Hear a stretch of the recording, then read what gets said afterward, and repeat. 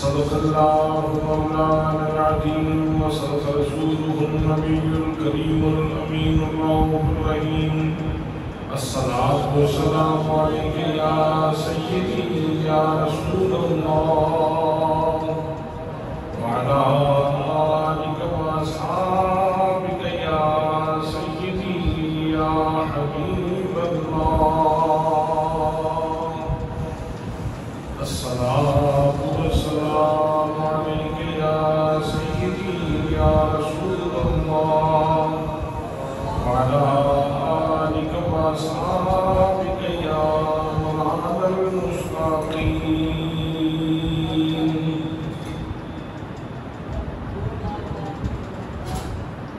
ساک لکھاں زمانے وچ این بھاویں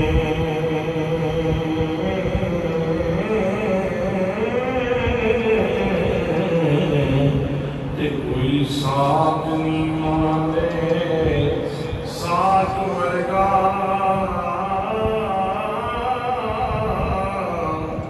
پتر بھاویں زمانے نا کو صحبے نہیں مانے پیرانی خاک ورگا میرے سب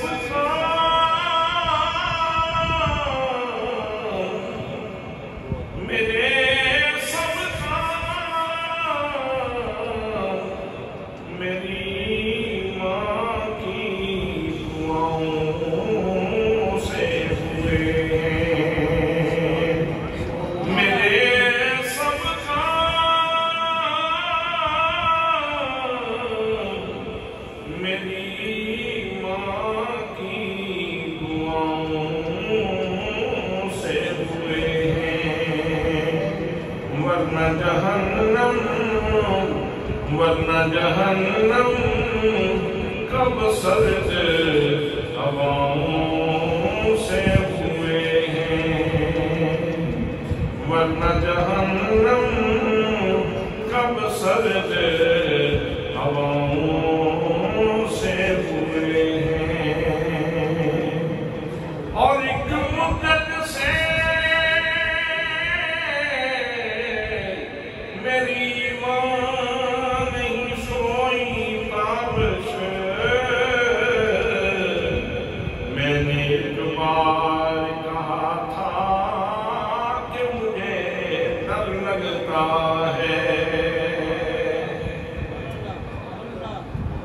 بہت زیادہ عزت و تعظیم و تکریم کے لائق میرے پیارے نبی صلی اللہ علیہ وآلہ وسلم کے پیارے غلاموں، گزشتہ خطبہ جمعۃ المبارک میں نے عورت کا مقام بیٹی کی حیثیت سے بہن کی حیثیت سے اور بیوی کی حیثیت سے قرآن و حدیث کی روشنی میں آپ کی خدمت میں عرض کیا تھا، اور آج کے خطبہ جمعۃ المبارک میں ماں کی عظمت و شان کے حوالے سے چند گزارشات آپ کی خدمت میں پیش کرنا چاہ رہا ہوں۔ دعا ہے کہ اللہ کریم مجھے حق کہنے کی توفیق مرحمت فرمائے۔ حضرات محترم، انسان کو اللہ کریم نے رشتوں کے ایک خوبصورت بندر میں باندھا ہوا ہے، اور انسانی زندگی کا سارا حسن وہ ان رشتوں کی وجہ سے ہے۔ اگر یہ انسان زمین سے اٹھتا یا آسمان سے پھینکا جاتا تو شاید دنیا میں اتنی دلکشی نہ ہوتی، اتنی اٹریکشن ہی نہ ہوتی۔ اللہ کریم نے رشتوں کے حسین بندر میں انسان کو باندھ کے اس جہان کو مزین کر دیا ہے۔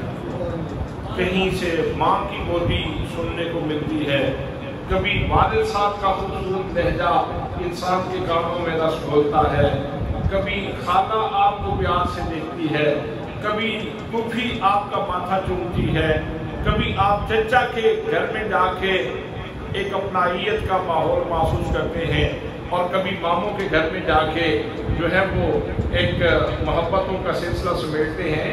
تو اللہ کریم نے خوبصورت یہ رشتوں کا تسلسل عطا فرما رکھا ہے، اور اسی وجہ سے یہ جہان خوبصورت ہے۔ اور حضرات، ان رشتوں میں سارے رشتے اہم ہیں، لیکن جو انتہائی نازک، انتہائی حساس، انتہائی پیارا اور انتہائی خوبصورت رشتہ ہے وہ ماں کا رشتہ ہے، وہ ماں کا رشتہ ہے۔ کیا آپ کو پسند نہیں آئی یہ بات؟ کہیں سبحان اللہ۔ ماں کا رشتہ خوبصورت ترین رشتہ ہے، اور ایسا رشتہ بے لوث رشتہ جس میں کوئی لالچ نہیں۔ ہاں، دنیا کے باقی رشتوں میں کہیں نہ کہیں کوئی نہ کوئی لالچ کا سلسلہ کار فرما ہوگا، لیکن ماں اور باپ یہ ایسا رشتہ ہے کہ جن میں وہ لالچ نہیں ہوتا، بے لوث محبت ہوتی ہے، اپنے بچوں سے کمال کی محبت کرتے ہیں۔ تو اللہ کریم نے ان دونوں رشتوں کا بہت زیادہ لحاظ قرآن و سنت میں بیان فرمایا ہے۔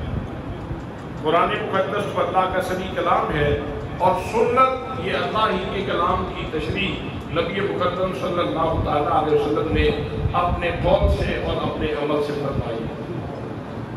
تو ماں کو میرے آقا کریم صلی اللہ تعالیٰ علیہ وسلم نے کتنا مرتبہ دیا ہے۔ ایک صحابی آگے ہوئے، عرض کی یا رسول اللہ صلی اللہ تعالیٰ علیہ وسلم، من احبت بحسن صحابتی، یا رسول اللہ مجھے بتائیے کہ میرے حسن سلوک کا سب سے زیادہ مستحق کون ہے؟ تو میرے آقا کریم صلی اللہ تعالیٰ علیہ وسلم نے ارشاد فرمایا امک، تیری ماں۔ اس نے پھر سوال کیا، عرض کی ثم من، آقا پھر کون ہے؟ فرمایا امک، تیری ماں ہے۔ اس نے پھر سوال کیا، یا رسول اللہ ثم من، پھر کون ہے؟ تو آقا کریم صلی اللہ تعالیٰ علیہ وسلم نے ارشاد فرمایا امک، 3 دفعہ آپ نے امک فرمایا، اور جب چوتھی دفعہ اس نے سوال کیا تو آپ نے فرمایا ابو، تیرا باپ پھر تیرے حسن سلوک کا مستحق ہے۔ حضرات، اس کی وجہ یہ ہے، باپ کے بھی بڑے احسانات ہیں بندے کے اوپر، لیکن ماں بہت ساری مشقتوں سے گزرتی ہے۔ اللہ کریم ارشاد فرماتا ہے، فرمایا وَوَصَّيْنَا الْإِنسَانَ بِوَالِدَيْهِ،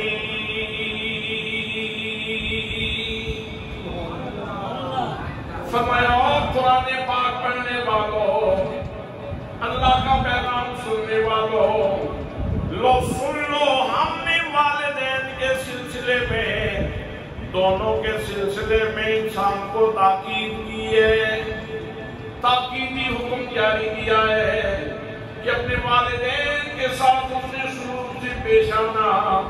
और फिर आके माँ का मकाम स्पेशली बयान किया। फरमाया हमलतहु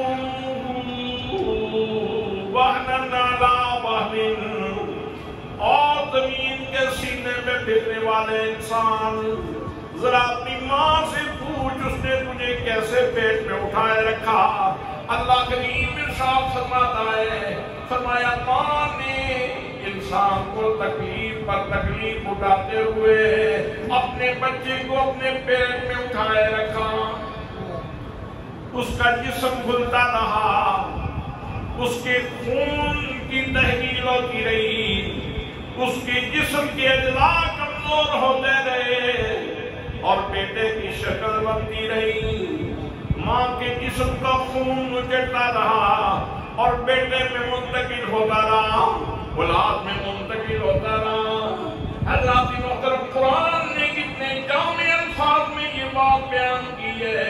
फरमाया हमलतहु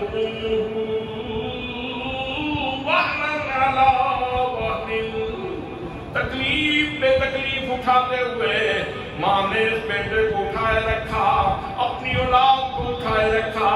और फिर जब इंसान इस जहान रंगभूमि में आया, वो अल्लाह करीम ने इरशाद फरमाता है, फरमाया वफ़िसालुहु फ़ी आमैन, माँ ने बच्चा जन्म दिया लेकिन अभी तक उसकी ड्यूटी खत्म नहीं हुई। बच्चा दुनिया में आके फिर माँ का दूध चूस रहा है।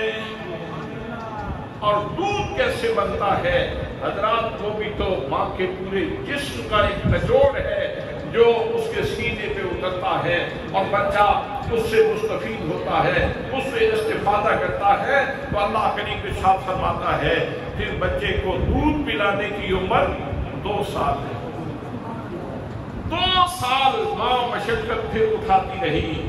और ऐसा भी हुआ है कि अगर बच्चा दूध नहीं पी रहा तो माँ की ममता जोश मारती है, जी कोई दवाई दे, जी कोई तावीज दे, जी कोई दुआ करे। डॉक्टर साहब के पास जाएंगी, कहेंगी दवाई दे, मेरा बच्चा दूध नहीं पी रहा।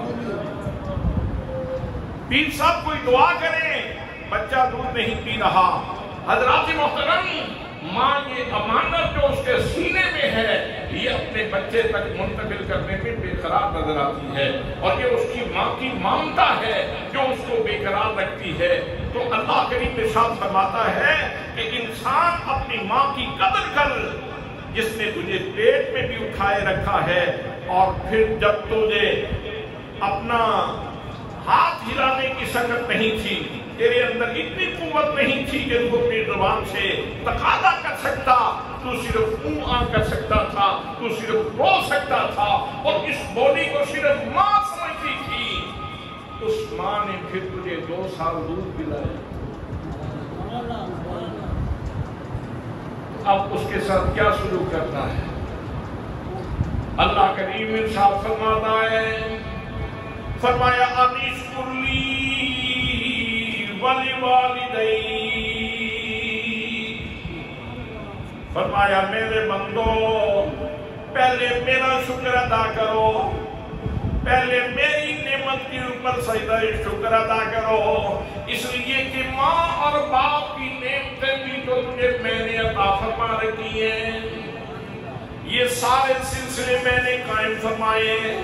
तो सबसे पहले मेरा शुक्र अदा करो और मेरा शुक्र अदा करने के साथ अपने वालिदैन का शुक्रिया अदा करो। उनके सामने पीछे पीछे रहो, उनके सामने कभी तमक्कुर न करना, कभी सरकशी न करना, कभी उनसे इराद न बरतना, कभी उनकी बेअदबी न करना, कभी उनके साथ सख्त बोलना, बल्कि जब भी उनके सामने आओ तो जज्बा तशक्कुर से माला माल होके उनके सामने बैठना है तो शुक्र के कलिमात के साथ, और उनसे गुफ्तगू करनी है तो फिर भी बड़े मुलायम लहजे में। दूसरे मकाम पे अल्लाह करीम ने इरशाद फरमाया, फरमाया वक़ज़ा रब्बुक अल्ला ता'बुदू इल्ला इय्याह, फरमाया तुम्हारे रब ने ये फैसला कर दिया है कि तुमने इबादत करनी है तो फकत अल्लाह करीम की करनी है। यहाँ ये हुक्म दे के फिर इरशाद फरमाया वबिल वालिदैनि इहसाना, और तुमने वालिदैन के साथ उतने सलूक से पेश आना है।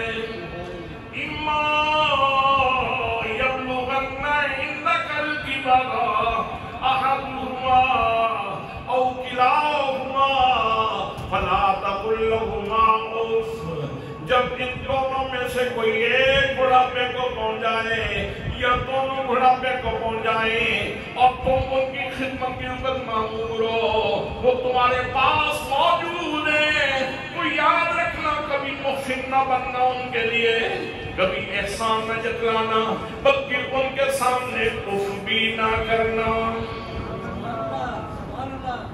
उनके सामने उफ भी नहीं करनी, उफ भी नहीं करनी। वला तनहरुमा, उनको झिड़कना भी नहीं है। वकुल लहुमा कौलन करीमा, फरमाया जब भी उनसे बात करनी है तो तुम्हारे लहजे में मिठास हो, तुम्हारे लहजे में शीरीनी हो। तेरा बाप तेरी बात सुने या माँ बाप सुने तो उनकी कलेजे में ठंड पड़ जाए, इस अंदाज में बात करनी है। और फिर आगे इरशाद होता है वक़्फ़िद लहुमा जनाहकुल मिनर रहमा, फरमाया जब वालिदैन के सामने आते हो, बड़े से बड़ा मनसब भी तुझे मिल जाए, बड़े से बड़े औहदा भी तुझे मिल जाए, तू प्राइम मिनिस्टर बन जाए, तू प्रेसिडेंट ऑफ स्टेट बन जाए, तेरे पास एमएनए-शिप मौजूद हो, तेरे पास एमपीए-शिप मौजूद हो, तुझे लोग मुफ्ती कहें, तुझे लोग आलिम कहें, तुझे लोग बड़े बड़े अलकाब से याद करें, लेकिन सुन ले जब तुझे माँ बाप के सामने आना है तो अपने परों की परवाज़ को नीचे रखना है, अपने परों को नीचे रखना है, उनके सामने आदमी से बैठना है। वक़ुल रब्बिरहम्हुमा कमा रब्बयानी सगीरा, और उनके लिए दुआओं का सिलसिला भी जारी रखना है। मेरी बारगाह में ये सवाल भी करना है, ये अर्ज़ भी करनी है कि या अल्लाह इन दोनों हस्तियों के ऊपर रहम फरमा, इनके ऊपर करम फरमा, इनके ऊपर अपने करम के सिलसिले खोल दे, अपने जुज़ो अता के सिलसिले खोल दे, इनके ऊपर अपने करम की बरखा बरसा। या अल्लाह जिस तरह इन्होंने छोटी उम्र में मुझे पाला है, सुभान सुभान अल्लाह, कितना खूबसूरत कलाम है जो अल्लाह करीम ने वालिदैन की शान में फरमाया।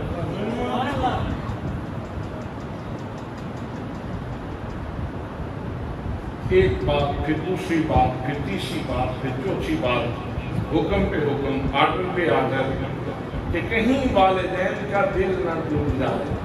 सुभान अल्लाह। और एक वो भी वक़्त था जब नबी मुकर्रम सल्लल्लाहु अलैहि वसल्लम अभी तशरीफ नहीं लाए थे या आपकी बेसत नहीं हुई थी, तो एक वक़्त वो भी था सौतीली माँ को बेटा या तो अपने निकाह में ले आता, यानी उसको अपनी बीवी बना लेता, माँ को बीवी बना लेता, या फिर किसी के साथ उसका इज़्दिवाजी ताल्लुक कायम करके उससे पैसे दे देता, या किसी मंडी में जाके उसको बेच देता। कभी ये भी होता था, लेकिन जब मेरे आका करीम सल्लल्लाहु अलैहि वसल्लम तशरीफ लाए तो मेरे आका ने रोशनी की और हुकूक अता फरमाए ज़माने को। नबी मुकर्रम सल्लल्लाहु अलैहि वसल्लम ने इरशाद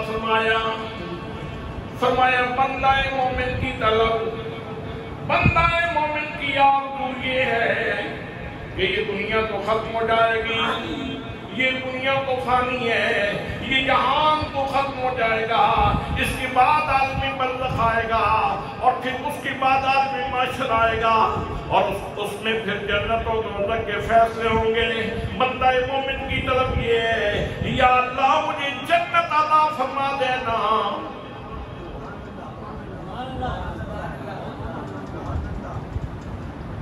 یا اللہ مجھے جنت عطا فرما دے۔ ربنا آتنا فی الدنیا حسنۃ وفی الآخرۃ حسنۃ وقنا عذاب النار۔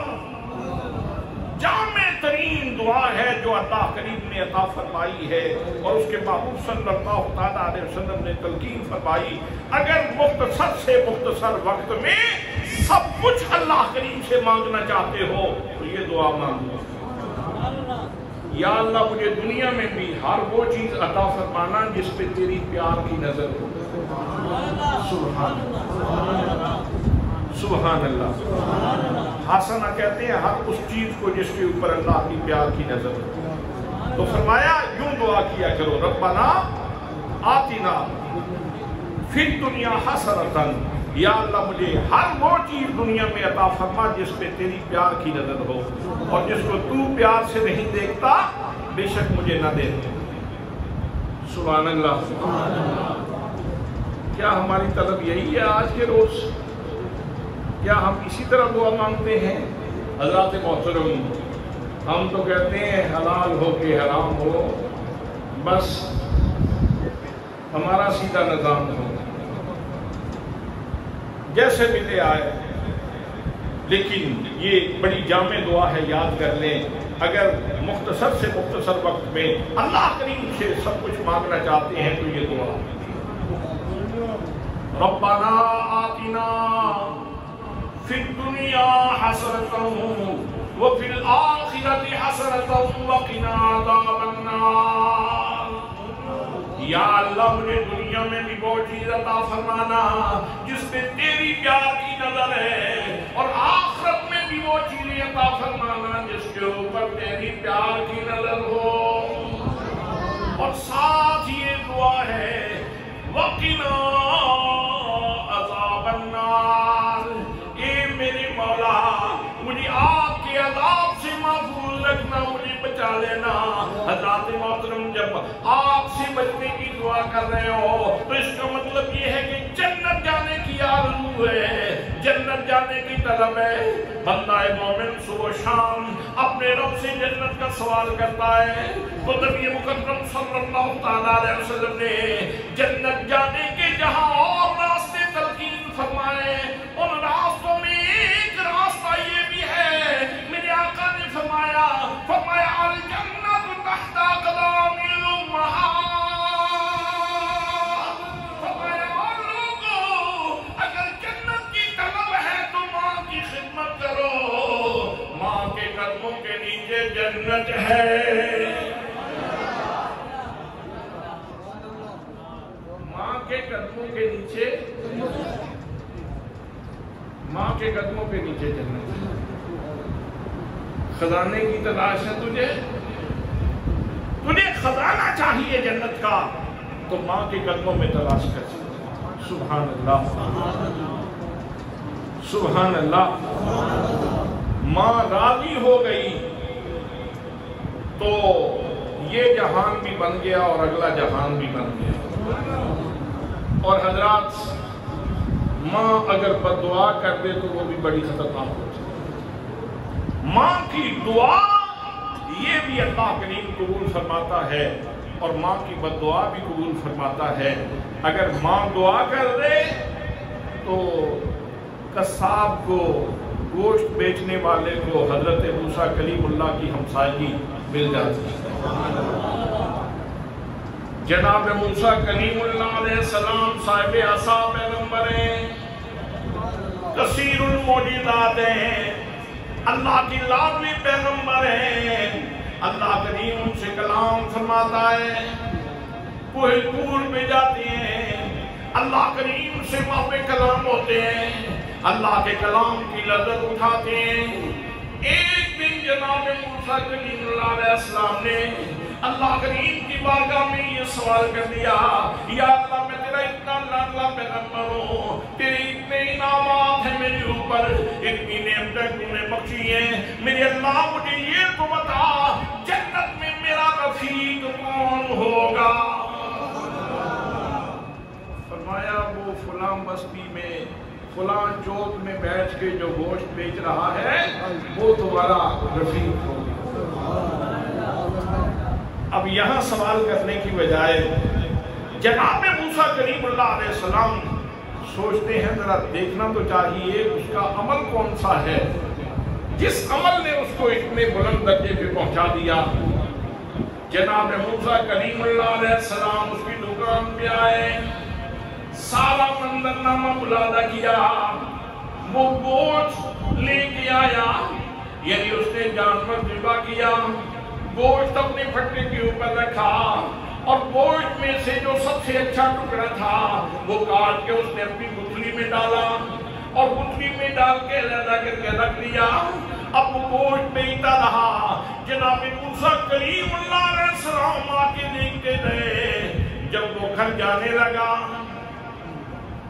आप मुलाजा फरमा रहे थे कि कोई ऐसी चीज तो नहीं पाई गई जो इसको इतने बुलंद मनसब पर पहुंचा दे।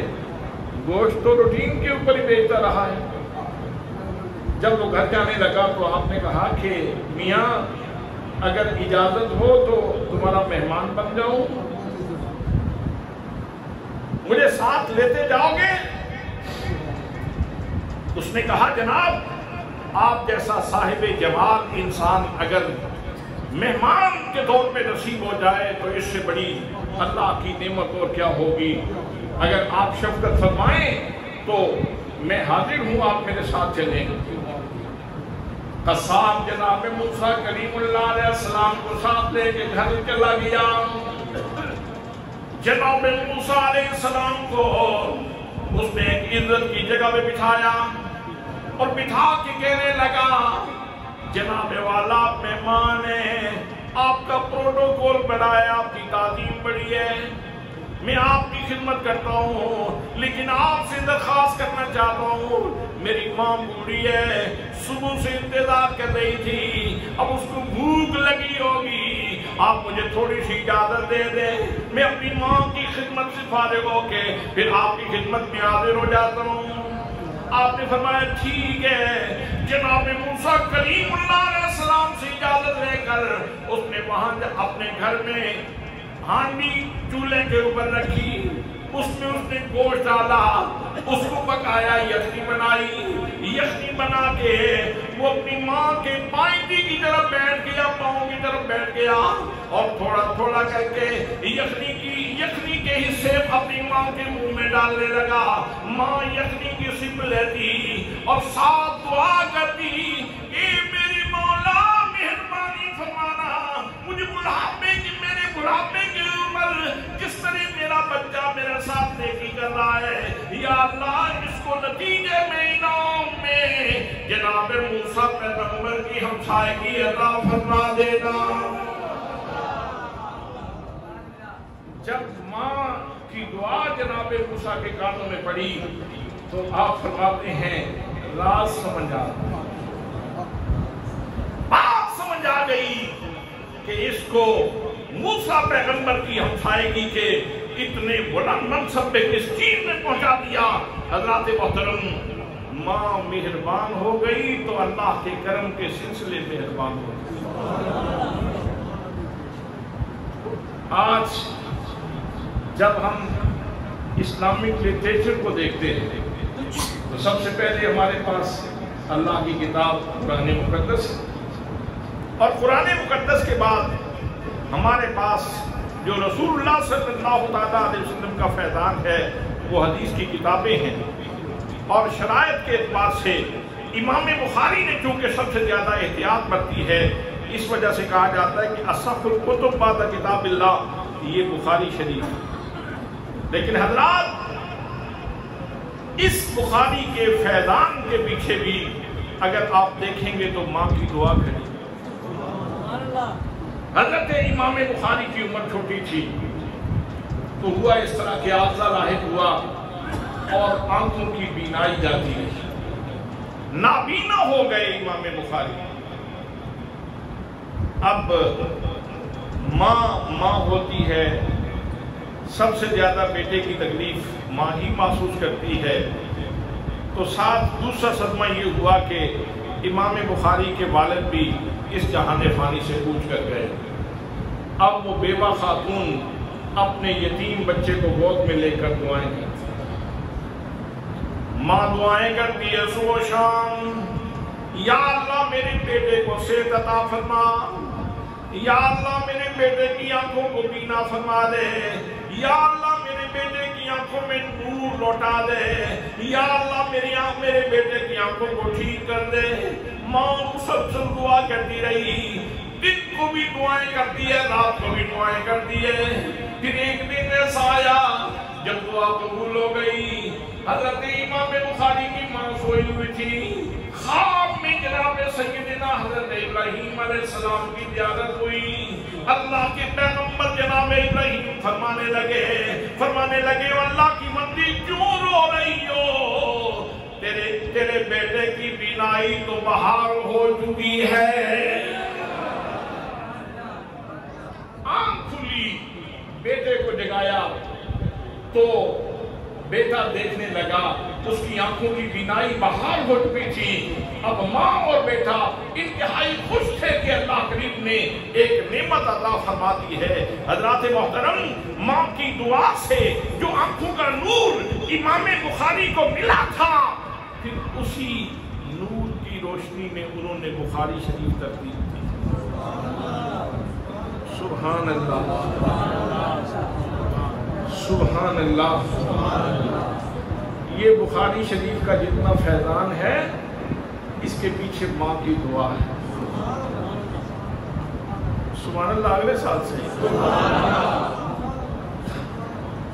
سبحان اللہ، کتنا بڑا انعام، کتنا بڑا انعام ہے۔ ماں راضی ہو گئی تو اللہ مہربان ہو۔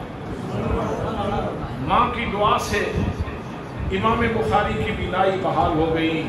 اور حضرات، اگر ماں ناراض ہو جائے تو نبی مکرم صلی اللہ تعالیٰ علیہ وسلم نے ایک داستان ایسی بھی اپنی زبان فیض ترجمان سے بیان تھا۔ میرے آقا کریم صلی اللہ تعالیٰ علیہ وسلم ارشاد فرماتے ہیں پہلے زمانے میں ایک بندہ تھا، بنی اسرائیل میں جریج نامی انسان تھا۔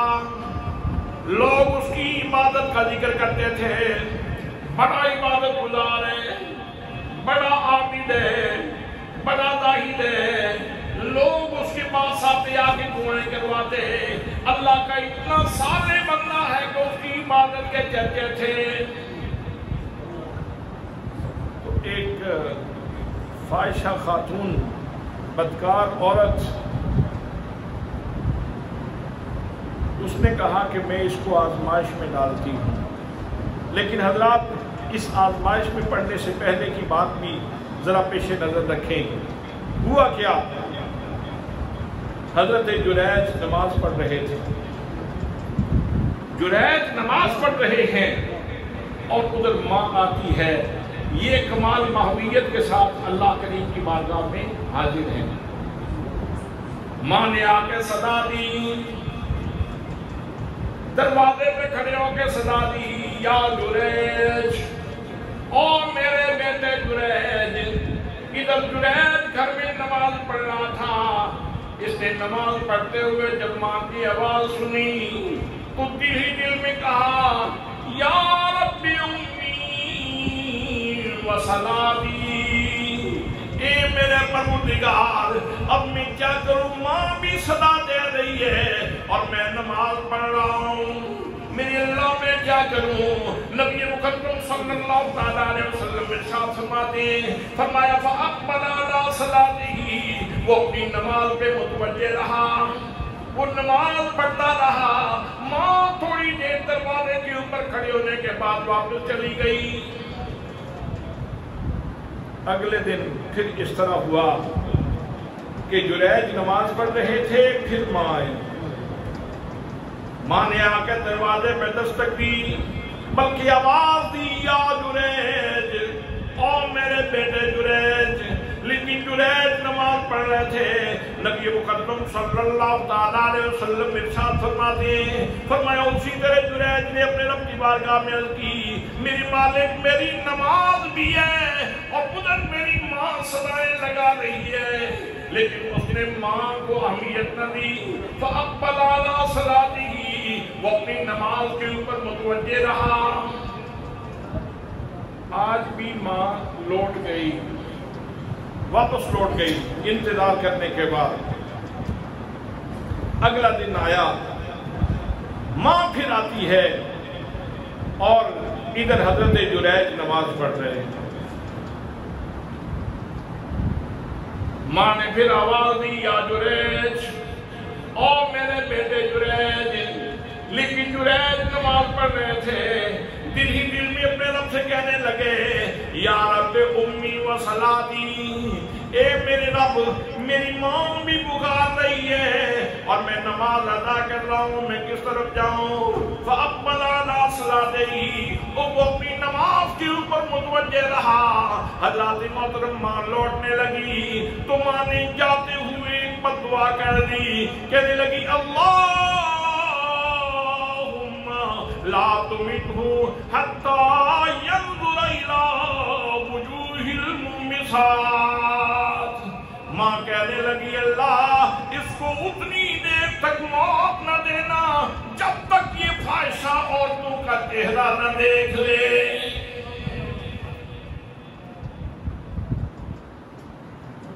3 دن کے بعد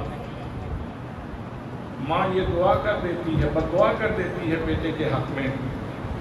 اب ادھر ایک فاحشہ عورت، ایک بدکار خاتون وہ لوگوں سے کہنے لگی کہ میں اس کو آزمائش میں ڈالتی ہوں، میں اس کو فتنے میں ڈالتی ہوں۔ وہ بن سمر کے حضرت جریج کے صومعہ میں عبادت خانے میں چلی گئی۔ جناب جریج نے اس کی طرف کوئی توجہ نہ دی، نماز پڑھتے رہے، اللہ کا ذکر کرتے رہے۔ عورت مایوس ہو کے وہاں سے نکلی، ساتھ ہی ایک چرواہے کا ڈیرا تھا، اس کے پاس گئی اور اس کو اس نے گناہ کی طرف متوجہ کیا۔ اس رائی نے، اس چرواہے نے اس کے ساتھ بدکاری کی، عورت حاملہ ہو گئی۔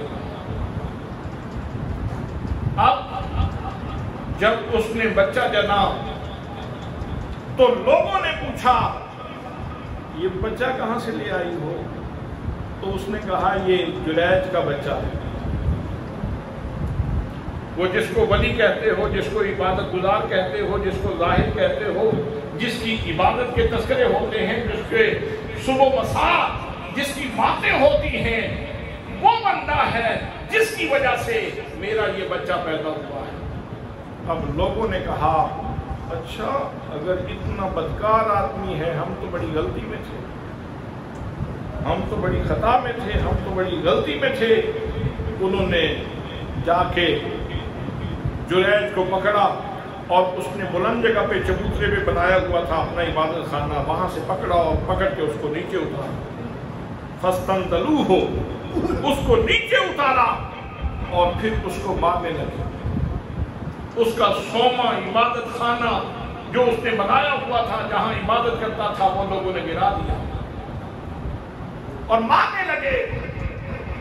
اس نے کہا اللہ کے بندو بتا تو دو غلطی کیا ہے، قصور کیا ہے، مجھے مار کیوں رہے ہو؟ میری مسٹیک تو بتا دو، میرا جرم تو بتا دو، میری غلطی تو بتا دو، مجھے کیوں مار رہے ہو؟ لیکن لوگ ایک نہیں سن رہے، وہ مسلسل مارے جا رہے ہیں۔ پھر کسی بندے نے کہا وہ دوستو اس کی بات تو سن لو، کہتا کیا ہے؟ وہ کہنے لگا مجھے بتاؤ تو صحیح میرا جرم کیا ہے۔ لوگوں نے کہا جرم پوچھتے ہو؟ عبادت کا روپ دھار کے اوپر سے انسان بنے ہو اور اندر سے بھیڑیے، تم لوگوں کی عزتیں پامال کر رہے ہو اور بدکار عورتوں کے ساتھ تمہارے تعلقات ہیں اور اس طرح کرتے ہو اور ادھر عبادت گزار کا روپ تم نے دھارا ہوا ہے. اس نے کہا اچھا یہ بتائیں یہ معاملہ کس کے ساتھ ہوا؟ انہوں نے کہا وہ جو فلاں فاحشہ عورت ہے اس کے ہاں جو بچہ پیدا ہوا ہے وہ تیرا ہے. کہنے لگا اچھا چلو مجھے لے چلو اس کے پاس. انہوں نے جرید کو ساتھ لیا. اب حضرت جرید جو عبادت گزار تھے وہ بیچارہ سر جھکائے ہوئے، کسی نے بازو پکڑا ہوا ہے، کسی نے گریبان پکڑا ہوا ہے اور لے کے جا رہے ہیں اس کو بطور مجرم. جب وہاں اس عورت کے گھر میں پہنچے تو بچہ، اس نے کہا میرے سامنے بچہ لاؤ. جب وہ بچہ اس کے قریب کیا گیا تو اس نے اپنے ہاتھ سے یوں کو چوکا لگایا اس کے پیٹ کے اوپر اور کہا کہ بتا تیرا باپ کون ہے. حضرات محترم، جب اللہ کے ولی نے سوال کیا تو بچہ بولنے لگا، کہنے لگا لوگوں سن لو، میرا باپ فلاں رائی ہے، فلاں چرواہا ہے. اب لوگوں کے اوپر حقیقت کھلی کہ یہ عورت کیا کہتی ہے اور چھوٹا معصوم بچہ جو چند دن کا ہے وہ کیا کہہ رہا ہے.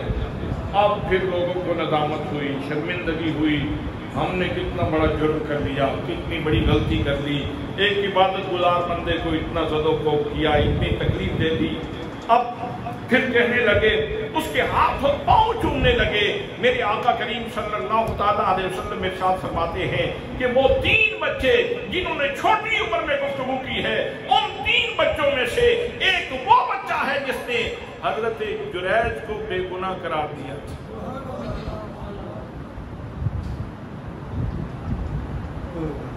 اب لوگ کہنے لگے اگر اجازت ہو تو آپ کا عبادت خانہ سونے کا بنا دیں. ذہن بدلتے ہوئے کون سی دیر لگتی ہے؟ اجازت ہو تو سونے کا عبادت خانہ بنا دیں.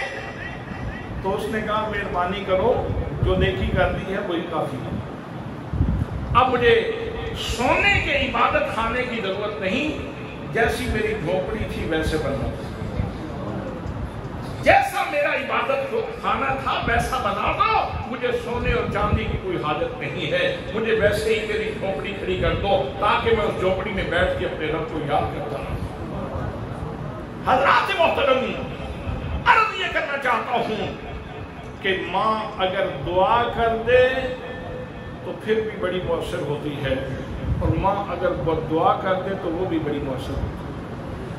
اور یہ بخاری اور مسلم میں یہ حدیث پاک موجود ہے. نبی پاک صلی اللہ تعالیٰ علیہ وسلم نے یہ سارے کا سارا واقعہ بیان کیا ہے. اس لیے ہمیشہ اپنے آپ کو ماں کی دعاؤں کے قریب رکھو، اپنے آپ کو ماں کی دعاؤں کے قریب رکھو. ماں کی بد دعا سے بچنے کی کوشش کرو. ماں کی بد دعا سے بچو، اس لیے کہ ماں کی بد دعا یہ بربادیوں کے دروازے کھول دیتی ہے، یہ ہلاکتوں کے دروازے کھول دیتی ہے، یہ نحوستوں کے دروازے کھول دیتی ہے، یہ انسان کو تباہ و برباد کر دیتی ہے. اس لیے ہمیں چاہیے کہ ہم اپنے والدین کے ساتھ حسن سلوک سے پیش آئیں. اور نبی مکرم صلی اللہ تعالیٰ علیہ وسلم کی سنت متوارثہ اس کے اوپر موجود ہے. میرے آقا کی سنت موجود ہے، وہ مشہور زمانہ بات کہ مقام جارانہ کے اوپر جب حضور صلی اللہ تعالیٰ علیہ وسلم لوگوں میں اموال تقسیم فرما رہے تھے تو اسی مقام پہ حضرت حلیمہ بھی آئی. حضرت حلیمہ کی کا نام سن کے کیا زبان پہ سبحان اللہ نہیں آتا؟ کیسی سعادت مند خاتون مائی حلیمہ، کیسی سعادت مند خاتون. وہ آئی تو حضور صلی اللہ تعالیٰ علیہ وسلم نے ان کا استقبال کیا، اور نبیوں کا امام، رسولوں کا امام میرے آقا کریم صلی اللہ تعالیٰ علیہ وسلم نے اپنی چادر اتاری. چادر اتار کے اس بڑھیا کے قدموں میں بچھا دی. नबी मुकद्दम सल्लल्लाहु ताला अलैहि वसल्लम उस बुढ़िया के सामने सर झुका के बैठे हैं। नबियों का इमाम उसके सामने सर झुका के बैठा है। जिनकी बारगाह में जिब्रील भी आए तो अदब से बैठते हैं, वो नबियों का इमाम अपनी माँ के सामने सर झुका के बैठे हैं और वो गुफ्तगू कर रही है। सुभान अल्लाह। और बेतकल्लुफी में अपना हाथ बढ़ा के मेरे आका की जुल्फों से प्यार कर रहे हैं। सुभान अल्लाह। जिन जुल्फों की बातें कुरान में होती है, सुभान अल्लाह। सजा, ए महबूब मुझे तेरे रुखे तामा की कसम और मुझे तेरी जुल्फे बेचा की कसम, जब वो तेरे कदमों पे छा जाती है, अल्लाह करीम जिन जुल्फों की कस्में उठाता है, उन जुल्फों में हाथ डाल के वो गुड़िया प्यार कर रही है। सुभान अल्लाह, सुभान अल्लाह। गुफ्तगू कर रही है और आका करीम सल्लल्लाहु ताला अलैहि वसल्लम सर झुका के उसके सामने उसकी गुफ्तगू सुन रहे हैं। जब वो अपना माफिल ज़मीर पेश कर चुकी, जब गुफ्तगू हो चुकी, जब उन्होंने लाद कर लिया, जब उन्होंने अपने बेटे से प्यार कर लिया, मोहब्बतें शेयर कर ली, प्यार अपने बेटे से कर लिया। अब जब माई हलीमा जाने लगी तो मेरे आका करीम सल्लल्लाहु ताला अलैहि वसल्लम ने उनको तहाइफ अता फरमाए, उनको माल पेश किया और बड़े आदाब के साथ अपनी मां को मुसद किया। जब गुड़िया चली गई तो मेरे आका करीम सल्लल्लाहु ताला अलैहि वसल्लम की बारगाह में कुछ नोआमोद मुसलमान मौजूद थे जिन्होंने अभी इस्लाम कबूल किया था, चंद दिन हुए थे। उनको तारुफ नहीं था कि ये बुढ़िया कौन है। वो नबी मुकद्दम सल्लल्लाहु ताला अलैहि वसल्लम से पूछने लगे, या रसूलल्लाह, ये कौन सादतमंद खातून थी जिसके लिए हमारे आका सर झुका के बैठे थे, जो हमारे आका की जुल्फों में हाथ डाल के प्यार कर रही थी। या रसूलल्लाह बताएं ये कौन सादतमंद खातून है। तो मेरे आका करीम सल्लल्लाहु ताला अलैहि वसल्लम ने फरमाया मेरे साहबा सुन लो, ये मुझे दूध पिलाने वाली मेरी मां हलीमा थी।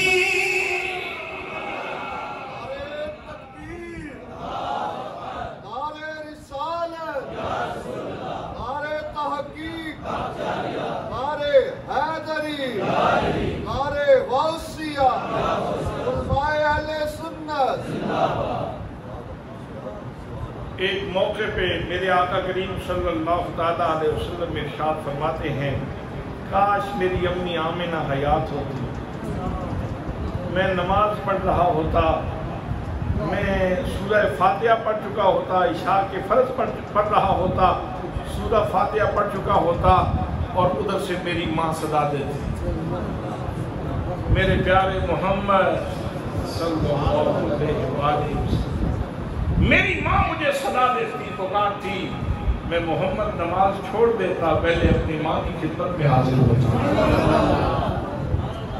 हजरात, ये मेरी नमाज की बात नहीं हो रही, ये आपकी नमाज की बात नहीं हो रही, ये उस हस्ती की नमाज की बात हो रही है जिन्होंने अपने रब को अर्शे गुलाब पे जाके देखा है।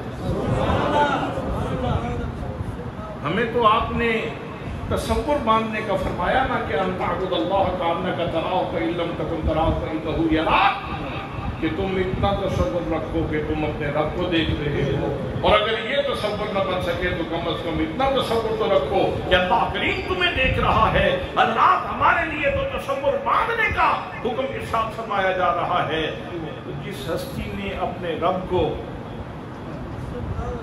जैसे उसके शायान शान है उस हालत में देखा, और जिसको देखा वो खुद कहता है मा ज़ागल बसर व मा तगा, शौक इतना था देखने वाले का, शौक इतना था कि आंख झपकी ही नहीं।